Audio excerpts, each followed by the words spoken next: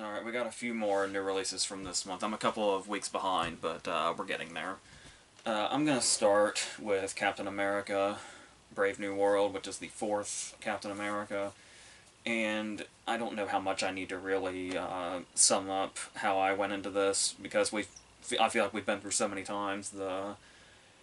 I was really all in on the Marvel thing for a good, like, 12 years or so, like, there from the beginning, and then everyone after that, like, felt like a big event, and it was, like, the big cultural thing, and we were all waiting for the next one and seeing where it could go, and seeing the full vision, and at some point, there was a pretty obvious peak. And then it was around the time that we started getting blasted with the TV shows, one right after the other, in such quick succession, is kind of where I started to fall out of the loop a little bit. And obviously, it seems a pretty widespread thought that the quality started to dip there as well. Probably because they were trying to do so many things at once, to give them the benefit of the doubt that it just wasn't, just getting bad. But because we did hit some really low lows there with like Love and Thunder, and especially Ant-Man 3 is a fucking disaster. And so yeah, and I just completely lost track of the TV shows and stopped caring. So going into this, I did see The Falcon and the Winter Soldier. My brother and I actually reviewed it on this channel after that, and I was fine with that for the most part. Like most people, I also thought it kind of fell apart there eventually. But I feel like I remembered it enough to be able to go into this one without feeling totally lost or anything. So I vaguely remembered Joaquin as a character, which is probably the biggest crossover, I think, from Falcon and the Winter Soldier. I really don't remember. I honestly don't think it makes too much of a difference, at least where I'm at now. But going into this, we do realize that there is a lot of focus on Ross, Thunderbolt Ross, who was William Hurt's character, starting at The Incredible Hulk and then through the Captain America and Avengers movies. And there is something there's something very sad about this, because this was a character that had started from the beginning, and it was to my understanding that William Hurt was like really into this, and they talked about the Red Hulk stuff with him and that arc, and he was really excited about doing it. And then, of course, he died like a few years ago. So, yeah, not only was that like a big hit to the industry in general because he was such a titan, but here especially, now that this arc was finally happening, it is probably a good way to go, that if you were going to replace him, to go as big as you possibly can, and that's exactly what they did. So bringing Harrison Ford in is certainly not a bad call, and I was surprised by how much. Maybe people will disagree with this. It'd probably be a very easy criticism to throw out there, whether you're even paying attention or not. I could imagine people saying, "Oh, he just phoned it in for this." I don't know. I kind of thought that Harrison Ford was pretty present here, given what this performance maybe could have been. Just this sort of blank slate of, I'm just here for the check, and because, we don't have the other actor. But I thought he was surprisingly present for the most part throughout the movie in this part, so that was nice. And the fact that they obviously talk about the change in appearance, like they did with Don Cheadle after Terrence Howard, and it's like, I don't know, I feel like it's better to just maybe not draw attention to it at all. Like, if anything, you're shining more of a spotlight on it by bringing it up and, like, acknowledging it. A lot of people think it's, like, cute and clever that Cheadle said, like, yeah, it's me, get over it, or whatever he said. And they do the same thing here with Ford, where he says, like, Mackie, I think, says, I'm getting used to the new look, and he says, yeah, I had to lose the mustache or something. we would have just rolled with it. We've been down this road many times before with other franchises, let alone this one. But whatever, it's fine. I have no real problems with Harrison Ford being here, but it does feel like there's this sort of empty hole when you, especially if you've been there from the beginning and you know that that should have been William Hurt. There is something that feels slightly empty, and like something that doesn't quite feel as much of the arc as it could. But like I said, I'm not really mad at anything Ford related, whether it's what he does here or the idea of recasting him or casting him in particular. It's whatever. I was also kind of positive going into this because I just seeing a Marvel movie with a reasonable runtime is also something that feels very new. But the last couple might have been I don't remember, but this where it was like it's like an hour 58, so take out like post credit scenes and credits themselves, you're looking at like barely an hour 50, and that's quite reasonable for a movie like this, or it would have been at one point. So that's something else. Another thing that I kind of assumed would be sloppy that wasn't. I guess this is like a whole review about like managing expectations. The idea of bringing Giancarlo Esposito in, and apparently like his whole presence in this movie was reshoots, and when you hear that, it's just like, oh, that sounds like a fucking disaster. And I think a lot of people thought it was just like inserting him into like a post credit scene or something, but no, he's here for he's probably got maybe like 3 big scenes, but they are throughout the movie. And to be perfectly honest, I feel like those might be the scenes that maybe intrigue me the most. Seeing him and Mackie like face off, I was into that. So, and I imagine I know like Seth Rollins was supposed to be in it. It wouldn't surprise. I have no idea, but it wouldn't surprise me if Seth Rollins was supposed to be like some random villain or something, and then these Esposito scenes are where those were. I don't know, because I think he's playing. I'm not comic minded, but Esposito's clearly playing like a specific character that I'm not familiar with. But yeah, so I actually didn't mind any of those scenes, and I thought he was a welcome addition to what was going on. Like it brought like these bursts of liveliness into the movie as it was going throughout it, and he'd always like pop up like pretty much at just the time the movie like kind of needed him. So I thought that in the pacing of how we saw that character was, I'm fine with that also. As far as there being any emotion in this, apart from if you really wanted to see William Hurt in this, like between the characters, the only thing that feels like I can tell what we're supposed to feel.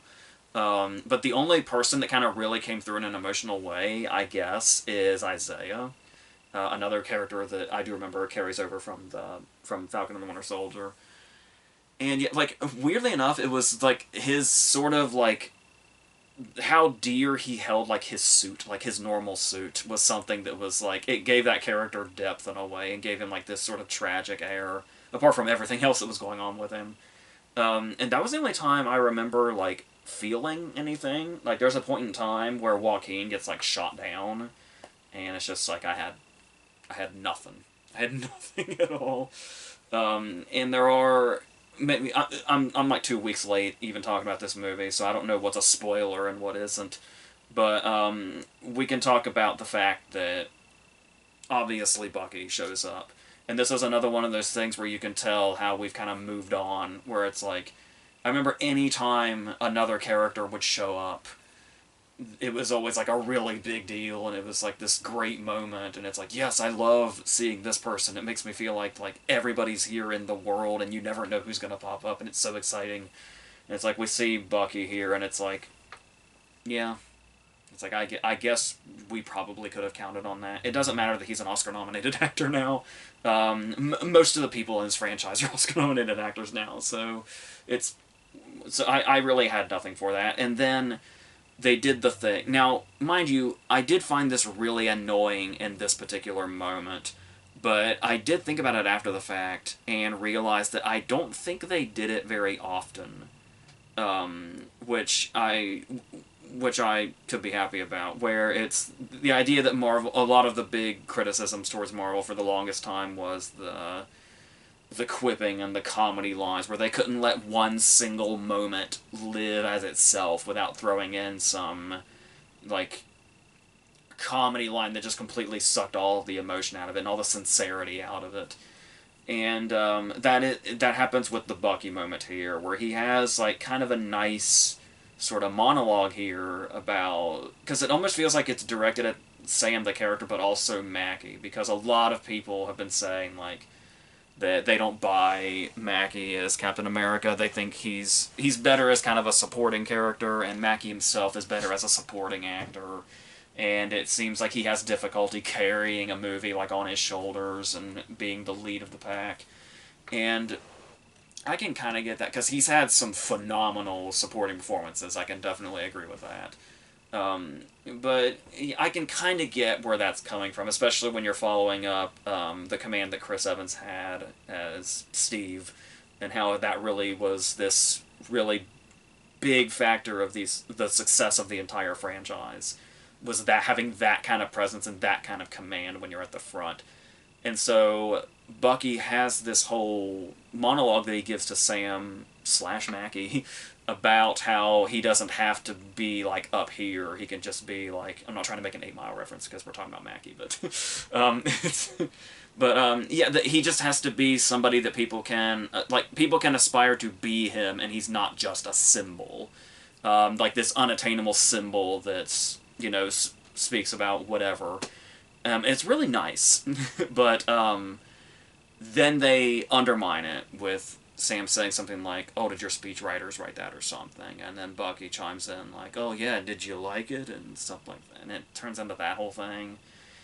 And it's like, what I think it feels like at this point is, and I don't want to undermine audiences that are just having fun or anything, but like, when we laugh at stuff like that, when audiences have a moment where a comedy line is thrown into a serious moment and they laugh, and it's like, you can't really tell, and this was always the Marvel problem, it's like, are they genuinely laughing, or is it like this sort of, because there's, I guess you could call it quip tone, where it's like, and it happens a lot lately in like any comedy, or even not even comedy, just really anywhere. And it's this really bad writing cue that everybody's been taking for the last several years now, where a comedy line will be something happening that's either serious or like sincere or emotional or something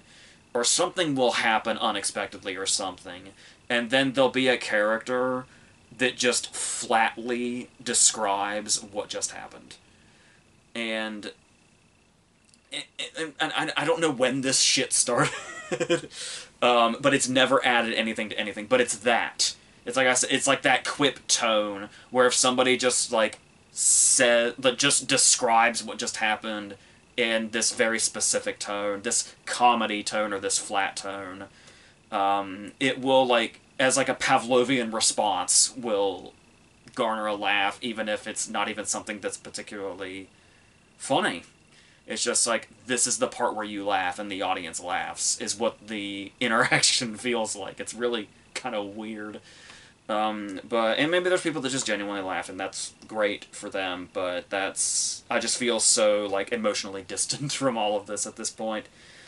So that could just be me. But in talking also about things that I just would have been so over the moon at one point many years ago, the fact that we're finally paying off, in quotes, paying off, what was going on with Tim Blake Nelson in The Incredible Hulk all the way back in 2008, the second movie to be released in this MCU. Where it went into like his head and his open wound and it started pulsating, and then we didn't see him again for over a decade. Actually, we're very nearly 2 decades away from that. So, and now he is a lackluster Marvel villain like we used to have back in the day, where it was like the whole argument where DC really thrived because the villains were more interesting than the heroes, and it's like Marvel was thriving because the heroes were always more interesting than like really bland villains that they had. And yeah, for this villain to be nearly 2 decades in the making and having an actor like Tim Blake Nelson doing it, that you expect great things from, it just doesn't feel like there's a lot going on with this character. He's certainly not given a lot to do. Certainly not in his vast Tim Blake Nelson capacity, is not really given anything to work with in a really big way. So that's a letdown. We can talk about another spoilery appearance we do have an appearance by Liv Tyler. Once again, I remember a point in time when the MCU was just really at its peak. It was like the biggest it had ever been. And everybody was saying, like, why do I feel like we're totally ignoring the existence of the Incredible Hulk? And it's like, it's finally started to make its way back. I think Tim Roth came back in one of the shows. And then William Hurt's been coming back, and now we've got Tim Blake Nelson back. So naturally it's like, well, yeah, the only thing missing now is Liv Tyler. And when Liv Tyler shows up, in what I'm sure was probably a big moment for a lot of people, like I said, would have been for me a long time ago. I mean, you talk about how fake a lot of these movies look lately, but I mean, saying that Liv Tyler looks superimposed into this scene, where it feels blatantly like she and Harrison Ford are not in the same room, or having a conversation with each other. So it's like, even if that would have been this big moment of, oh my god, it's Liv Tyler, they finally brought her back, that in itself, I feel like there's just such a disconnect between what you're looking at and what you know you should be feeling about this. So that's unfortunate also. And then, yeah, talking about the Red Hulk thing in an entertainment world now where everything is overhyped. So you hear, like, oh, they're building up Red Hulk, the poster is Red Hulk's hand holding the shield, and oh, all the interviews are asking Harrison Ford about Red Hulk, and they're talking about how they were talking about all the Red Hulk plans with William Hurt, and just everything about this movie is Red Hulk.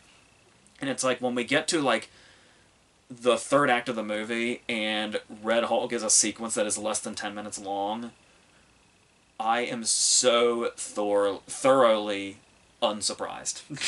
like I said, at this time where, like, everything is overhyped, and I feel like it's been a while now where it's like, something will really, really, really be built up, and you barely get that thing. I feel like that goes all the way back to, at least, in my lifetime, goes all the way back to Darth Maul. Mind you, Darth Maul's still fucking badass, but I do remember everybody saying, I feel like he's barely in it, despite the fact that he was, like, the face of the marketing. So it's been a thing, you know, forever, but the fact that people still get surprised by it, like the fact that there are still people that are surprised that Red Hulk's in this for less than 10 minutes at the end, it's like, guys, you really should see this coming at this point. So that honestly didn't really leave any impression on me at all, because I was fully expecting Red Hulk would have a very small thing to do with this movie. It almost feels like Red Hulk happens because there'd be no climax without that happening. Because the whole Tim Blake Nelson thing is wrapped up very unceremoniously, so it's basically up to Red Hulk to give the entire movie just a climax. Just some note to end on. So that's what it feels like is going on here. So despite where I am with Marvel right now, I'm not like particularly thinking this is like a waste of time or anything.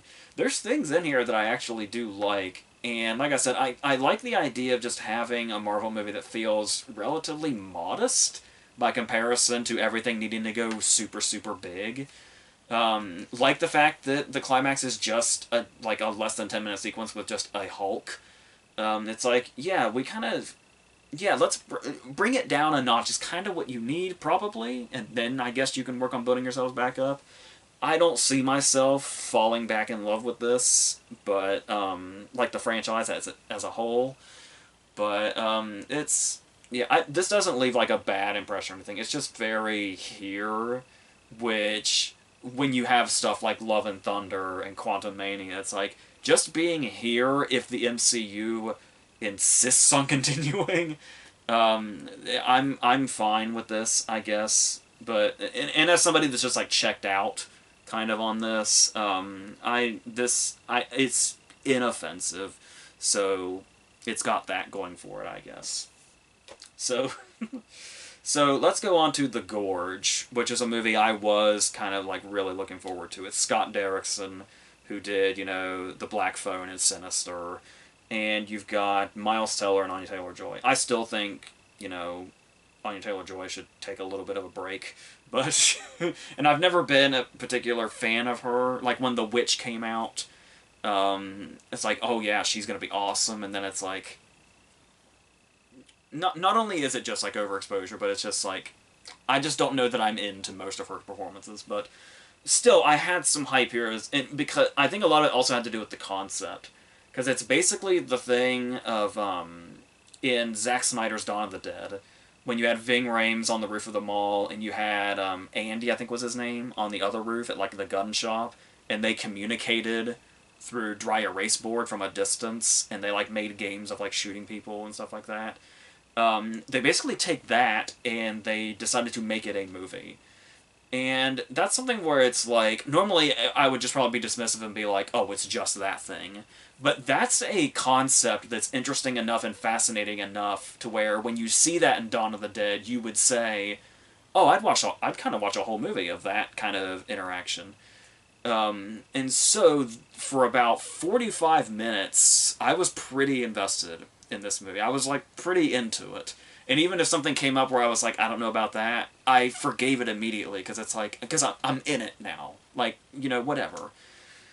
But like one of those would be the opening sort of exposition, because there's a lot of exposition. There's a whole character whose sole purpose is to give all the exposition, because Miles Teller is coming in and sort of replacing him, and he's letting him know everything that's going on here. But the problem with this, because that makes sense, you know, a guy's coming in to replace you, yeah, you're going to tell him everything that's going on. So as far as putting exposition into dialogue, that setup makes sense. However, what they do with this is they're trying to do world building, is what they're doing.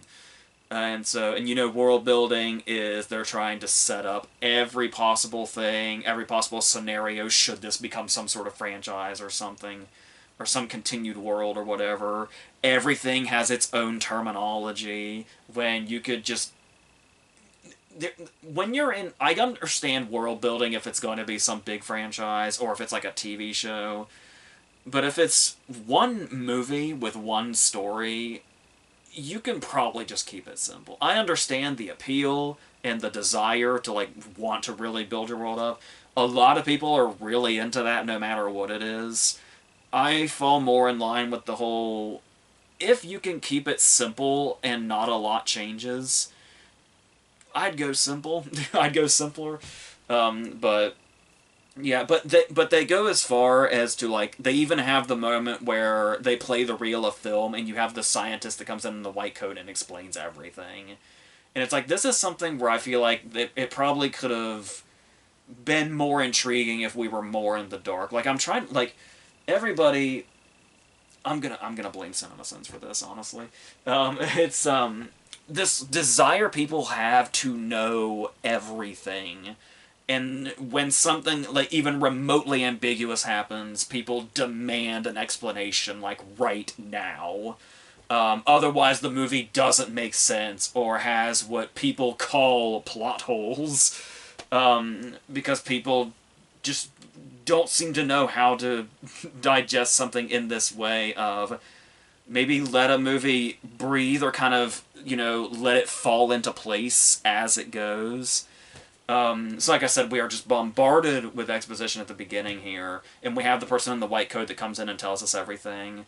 And it's like, especially since we're working in like a horror territory with what this movie is doing, I really feel like the less we knew, the more interesting and intriguing and unpredictable this could have been. But you just literally, like, everything that's going on in this movie is explained by the time we're like halfway through.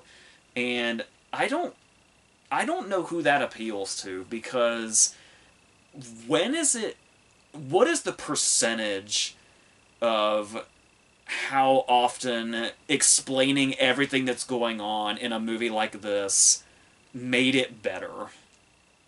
Like, like, I feel like the movies that really stand the test of time are those ones that are just really, like, this is what it is, and we know what's a threat, we know what needs to be done to survive, we know how the characters relate to each other, and it just goes. And it's all about sort of the emotion and the suspense and the survival aspect of it. And it's like, what's going on and why is so unimportant. And the reason I say that also, especially, is how often is it totally underwhelming? Am I mistaken, or is it most of the time? It's like, oh, we probably didn't need the explanation because now it's just, whatever. It becomes a lot more generic once you usually get an explanation. So that's pretty much exactly what happens to this movie. Is it's really good for like 45 minutes, and then we know everything, and it just becomes very generic very fast. They try to liven things up, and the one thing that keeps it from being falling too much into generic territory too quickly is like the monster designs are like really insane. There's like skulls that have giant spider legs. There's a moment where Miles Teller falls into like this adhesive gore, and these what it looks like claws, but they also look like they could be teeth, but they also look like they could be bones, or like coming out to constrict him. And it's like it kind of reminded me of a very sort of overlooked and underrated movie called Love and Monsters. One of its real strengths was just its monster designs and how unpredictable what the next design was going to be. It does that for a while, but then it's just mostly like Groot-looking people. And yeah, as it goes, it just gets real. And I think another thing you have to do with this movie, this kind of movie, also is it can be really unfair to look at a movie through the lens of what you thought it would be versus what it actually is. Kind of sets up like unfair expectations, because more often than not, it could just be you have the wrong idea going in, and so you already have a movie in your head that you think is better than what you're looking at. So you try to separate that when a movie doesn't go the way you're expecting, especially if it does it early. Because what I was saying about the concept of having these two snipers in towers on each side of this gorge, and there's like multiple towers. There's a great shot where like all the shooting's happening at once from like all the towers, and it looks fantastic.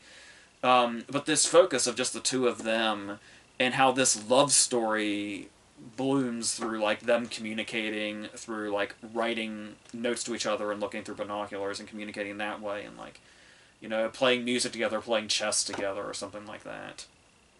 And it was I don't know if I would have noticed, honestly, if it hadn't been brought to my attention I was watching an interview with Miles Teller and Anya Taylor-Joy, and they talked about how they tried to actually veto that montage because it was like, when people see Miles Teller playing the drums or people see Anya Taylor-Joy playing chess, they're only going to think of one thing.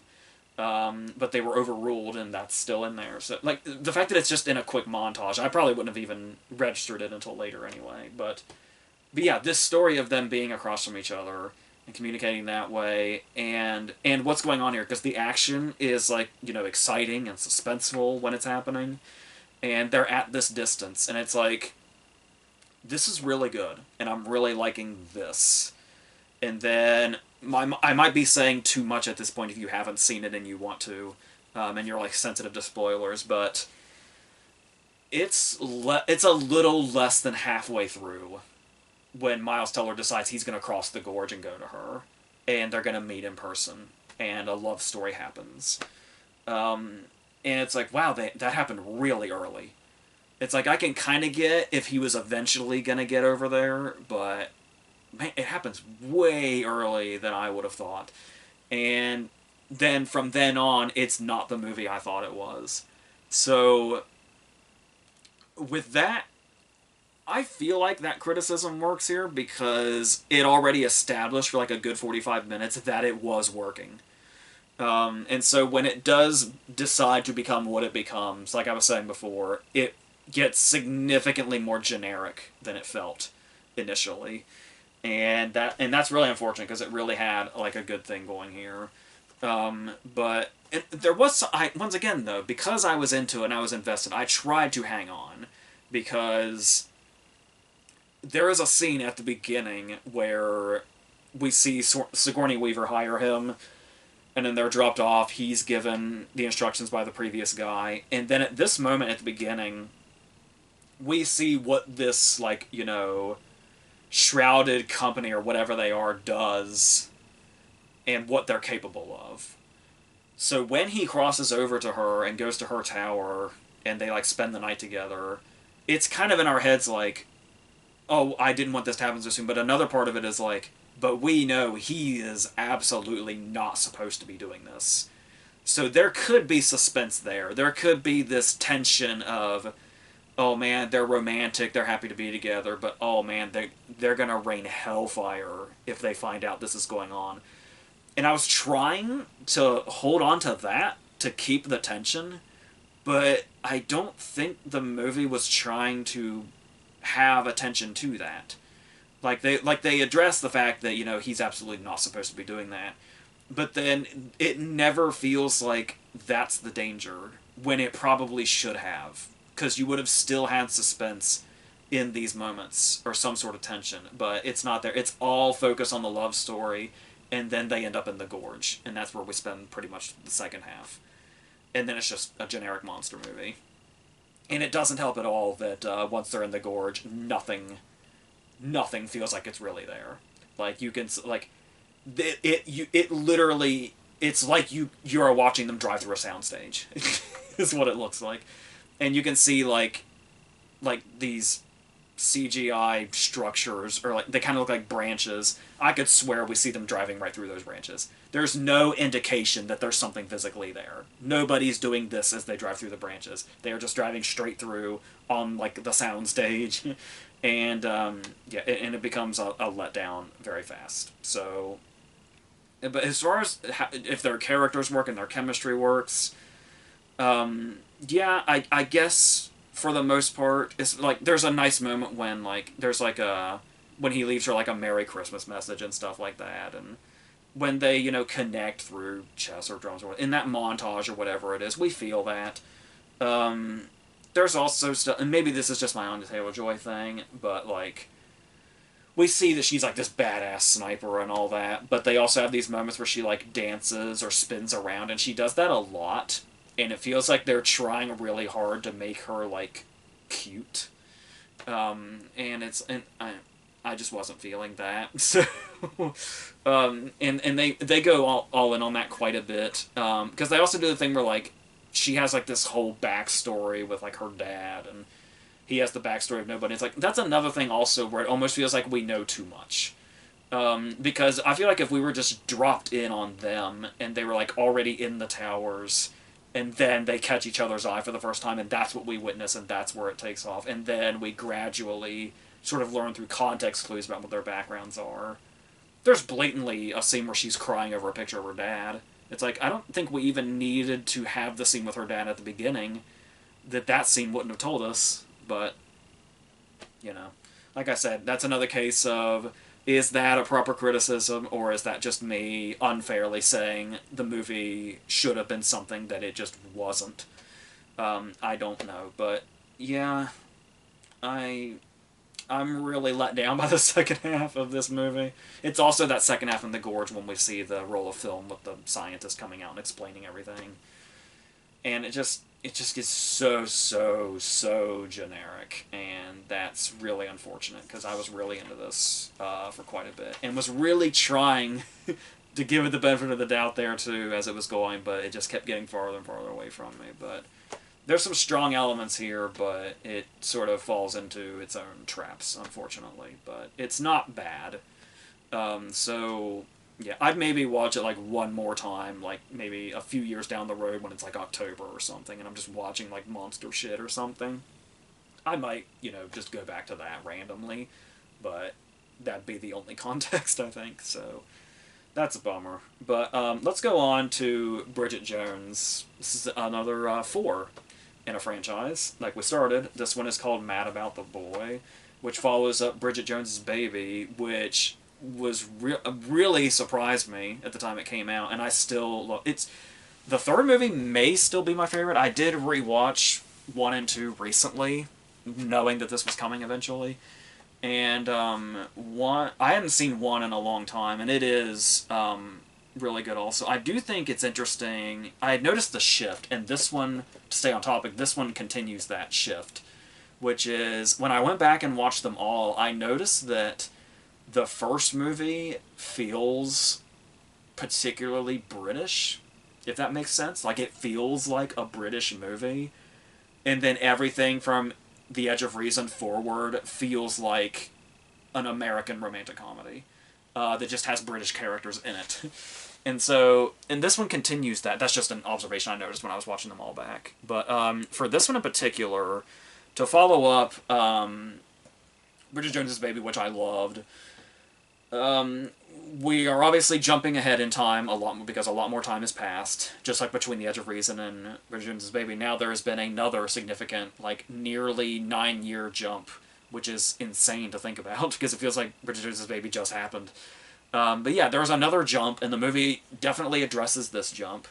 So now we have Bridget as, like, the overwhelmed mother. She has a second child now, and they're the size where they can speak and interact and run around and cause chaos and all that and fight with each other. And she's just completely overwhelmed. Now, we're going to, I guess, go into spoiler territory immediately because we learn some stuff right away.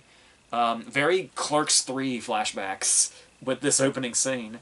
So I was I was concerned because I knew that I saw one poster. I didn't really know what direction this one was going. But we know Bridget has had a lot of love interests, and it's typically between two people. And so I saw the poster, and it was Chiwetel Ejiofor and a guy I didn't recognize that was kind of younger, and then, oh, by the way, Colin Firth and Hugh Grant. And immediately my thought was, okay, just by looking at the poster, I feel like Colin Firth and Hugh Grant are barely in this, which is unfortunate. So, like, it's interesting that Bridget Jones's Baby survived without Daniel. And that it works as well as it does. Because it is that Darcy-Daniel rivalry that is a good, like, core to this franchise. Or at least those first two movies. But, the big spoilery thing that happens here in, like, the first 5 or 10 minutes is we learn that Darcy is dead. He died between movies. He was out reporting, and there was an explosion, and he was killed in, like, a battle zone. And Firth is here, like, in spirit. And just right away, I was like, oh, well, I don't like that. Like I said, it was the Clerks 3 flashback with the Rosario Dawson character, where it's like, I think one of the reasons Bridget Jones's Baby worked for me as well as it did was the way that it ended. Because when you look at it, it always, from the beginning to where we were when we left off, it always felt like Darcy was the guy. It was always supposed to be Bridget and Darcy, and that was always meant to be. So to finally get to this point where it seems like everything has worked out and we finally have those moments. I could swear they got married at the end of Edge of Reason, but we may have forgotten that. But they definitely get married at the end of Bridget Jones's Baby, and it turns out to be his child. And that feels right. Like, that felt like the ending, minus the cliffhanger with Daniel in the newspaper. But, so to start off this movie by saying, oh, Darcy died between movies, and it's been like 4 years or something since he died, but she's still like reeling from it, still trying to be a single mother, and that's another reason why she's so overwhelmed. And just right away, it was like, God, I don't know how I feel. Okay, you can bring Colin Firth here to be here in spirit. This still does not feel good. This does not feel right. But the way I think they made it work, actually, is the fact that it didn't just feel like... I know this one's based on a book, so you could say, like, it's whatever the book said it was. I don't know how faithful an adaptation it is. But to look at it just from, like, you're watching a movie you're expecting Colin Firth to be in, and he's only in here for, like, a few moments very briefly because he's just a spirit, basically. Your first immediate cynical thought is... Well, Colin Firth was busy. I think he's got a new show, so they had to write him out. They had to write out Darcy somehow, so why not just kill him off? That's like the cold-hearted franchise thing to do when you want to continue even if you don't have like somebody willing to return. But the fact that Colin Firth is in this, even if for those brief moments, and the fact that it's such a plot point that Bridget is trying to put her life back together because this has happened, and the way it factors into her decisions and how, like, just her emotional state sort of evolves as it goes, and how it's kind of about her getting back into the dating world after a tragedy. It works better than you'd think it would. Because I was being real cynical at the beginning where I was like, I don't know. No, you had the ending there. They should be together, and I don't want this. And it started to win me over how they handled Darcy being dead as the movie went on. They do the same thing with Jim Broadbent, who has also died between movies, but we see him in a brief little flashback. And once again, it's like the fact that he's here. That's the thing also that really makes this movie feel like there is an emotional place here, regardless of, you know, how much an actor's in it or how much a character's in it. Like, everybody is in this that was in the franchise previously. Like, everybody comes back in some way, shape, or form.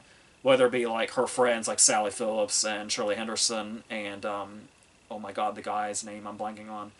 The three friends and her co-workers, her mom. Like, everybody is in this in somewhere. Even Broadbent, like I said, despite the character having died between movies, they still have a nice scene with him.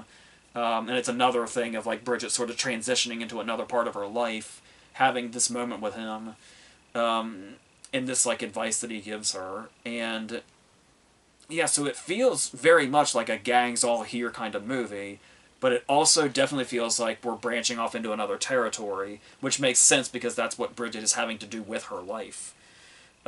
So, like I said, as I started to fall into that as the movie went, I started to be like, okay, I can see what you're doing now. I think I can get on board with this.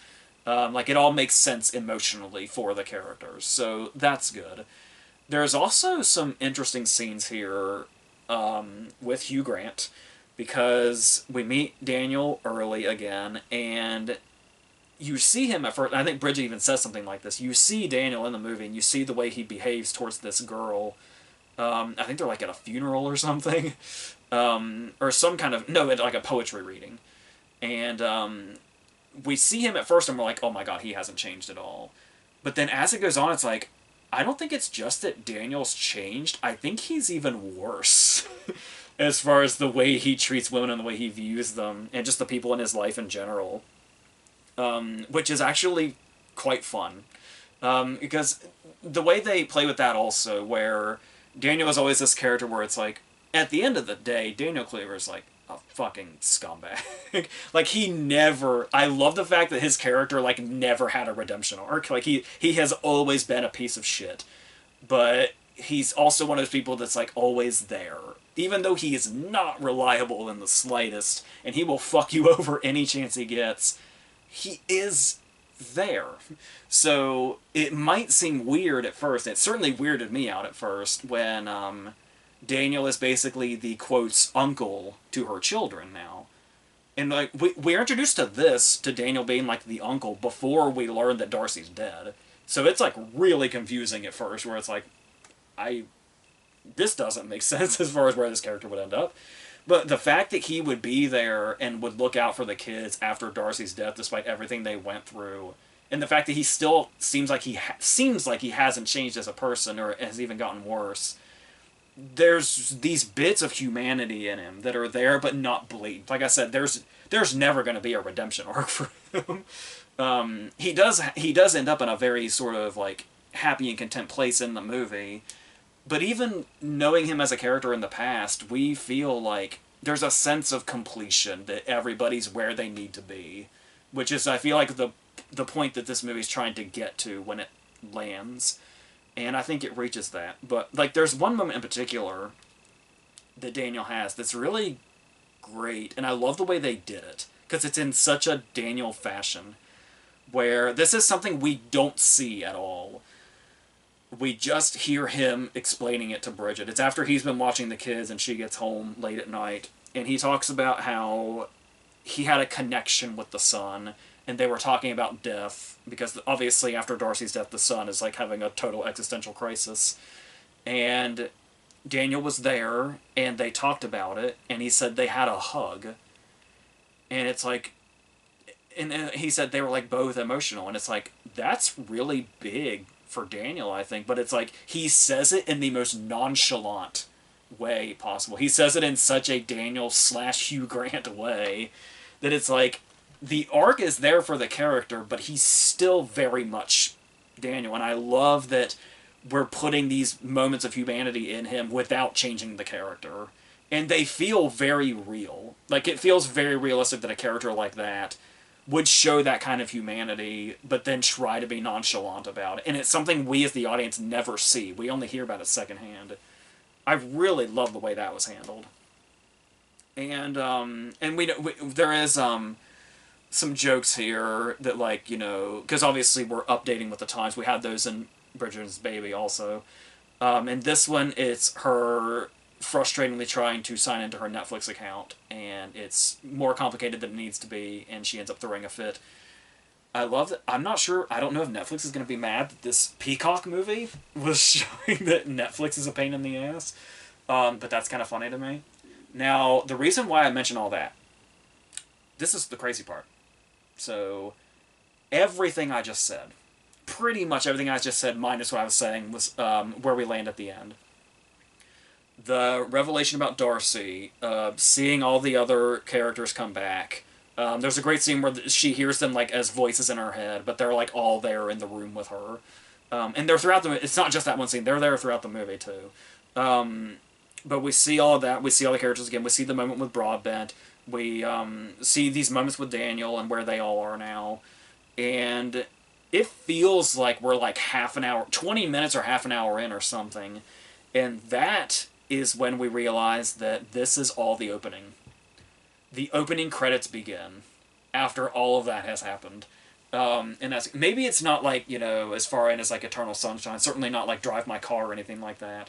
But it was so surprising how it felt like we got like half the movie before the opening credits. So it's really just a fraction of it. So, yes, naturally, she's going to reach that point. She reaches that point where it's like, I need to get out there and move on and try again. And that's the moment where we go into the credits. And then it's going to be what we know Bridget Jones to do. She's going to go out there, she's going to meet two guys, and we're going to have that thing. So it's at that point where it's like, okay, now we've seen this movie. So it's like the next hour and a half plus doesn't need to happen because we already have seen this movie now. It's just going to be two new characters now. It's not the characters that we loved and know really well now. And have the chemistry that, the chemistry or the anti-chemistry that works that Firth and Grant had. Now we have Chiwetel and the other guy, the younger guy.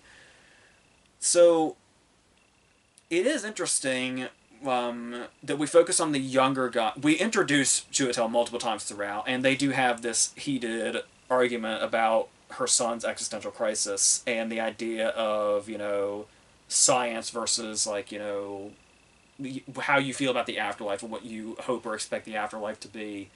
They have a whole debate about that, and they're obviously at odds. And if anybody's seen one romantic comedy, they know what this means.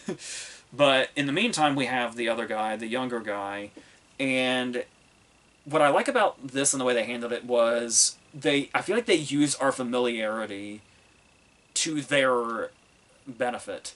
Because once we see her having the ideal summer with the younger guy, we, as the audience who has seen the first movie, say, oh, we've seen this, when she had the ideal summer with Daniel, and then it went downhill, where he seemed like he was perfect, this was going to be it, this was the start of her life, and then it just cut off, because he was a piece of shit. And so it's like, oh, we've seen this, so we know it's going to be the ideal summer, and then something's going to end it. But what's interesting is that it plays out exactly like you would expect for the reasons that you would expect. It's like you could choreograph every moment that's going to happen. But it's like, there's just these little moments where they take just a little bit of what you know and then go just a slightly different direction. Just a little bit. Just enough for you to say, oh, well, I thought it would happen, but I didn't think it would happen quite like that. That's really exciting when you're, especially the romantic comedy genre, which in itself is just a cliche, just one cliche after another. Nearly every movie that exists in the genre, it's like you know these movies from beginning to end already before you even hit play. So just even those little tiny tweaks that make you say, "Oh," can be really exciting, and they really work. And so, and this is another reason that this genre is so popular and so successful is the fact that that familiarity can be charming, even if it does go exactly every way. That's why, there's 1,000 Hallmark movies a year and people still watch them. Is some people just really like that familiarity of like knowing the beats, and it's just like an old friend popping up every time. It's like, oh yes, it's this story beat again, and oh yeah, it's that or whatever.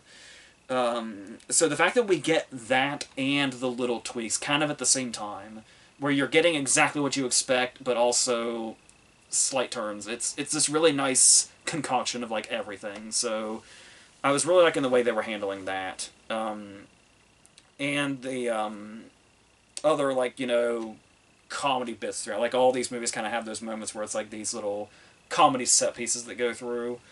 We have stuff like she gets like stuck in an elevator that she doesn't know how to. She doesn't realize that it's voice activated, and so she's like feeling for buttons, and it's just this funny little sequence.